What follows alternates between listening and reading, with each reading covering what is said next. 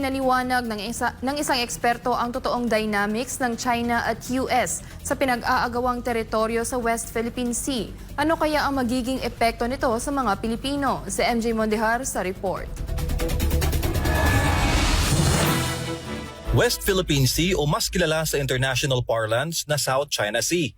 Ito ngayon ang sentro ng hidwaan ng China at ng Pilipinas. Ngunit sa panayam ng SMNI Radio sa eksperto sa usapin na si former UP Professor Roland Simbulan, pinaliwanag niya ang tunay na tunggalian ng Estados Unidos at China sa pinag-aagawang teritoryo. Tama, girian ng Amerika at China at hindi ng Pilipinas at China. Ani Simbulan, naggugulo nga ng US at China sa kung sino ang magiging numero unong ekonomiya sa buong mundo. Bakit nga ba mahalaga sa China ang West Philippine Sea? Paliwanag ni Professor Simbulan, trade route ng mga barko ng China ang pinag-aagawang teritoryo. Bagay na nais raw kontrolin ng US para kontrolin ang pasok at labas ng mga produkto o imports at exports ng China sa hangaring mapigilan ang pagsirit ng kanilang ekonomiya. Pag halimbawa yung US 7th Fleet na actively nag-ooperate dito sa South China Sea, i-blockade lang nila yung Strait of Malacca dito sa bandang south natin, no, malapit sa Indonesia, at saka yung Sea of Japan sa norte, mapipilayan talaga ang Chinese economy, no. Kaya yan ang bangungot ng China na kung mangyayari yon. Kaya bilang pang-counter ng China, inimbento raw nila ang 9-dash line para magkaroon ng claim sa nasabing mga teritoryo. Territorial claim para makapaglagay ng military installations, may pwesto ang kanilang nuclear-powered submarines at lagyan ng mga puwersa magpapatrolya sa lugar.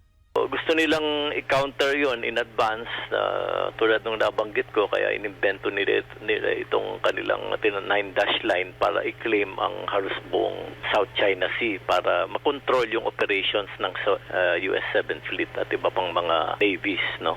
Di ni Professor Simbulan, binibilisan ng US ang tangkang pagkontrol sa South China Sea habang hindi pa nauungusan ng China ang kanilang military powers. Ito rin ngayon ang dahilan kung bakit maraming EDCA sites sa Pilipinas. Parang forward base tayo ng Amerika ngayon, para tayong aircraft carrier dito, no?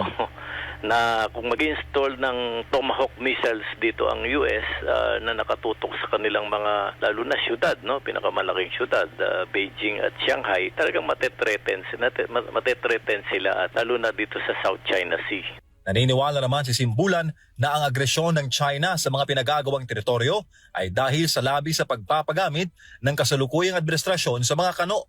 Nagngingit-ngit sila kung bakit natin uli pinapagamit itong ating teritoryo, posible laban sa kanila, at natetreten yung kanilang security. Nakikita naman ng dating UP professor na makakaapekto sa foreign policy ng Pilipinas ang labis na pag-alyansa nito sa Amerika. Maaari namang masundan ang mga paliwanag ni Professor Simbulan sa 3rd edition ng kanyang aklat na kamakailan labang inilabas. Taong 1984 at 85 pa inilabas ni Simbulan ang una at ikalawang edisyon ng kanyang libro na naging pasihan ng mga pag-aaral sa presensya ng US military bases sa bansa. Hango ang libro sa kanyang panayam sa mga taga-US government na may alam sa deployment ng US military assets sa Pilipinas. Para sa Diyos sa Pilipinas kong mahal, MJ Mondehar.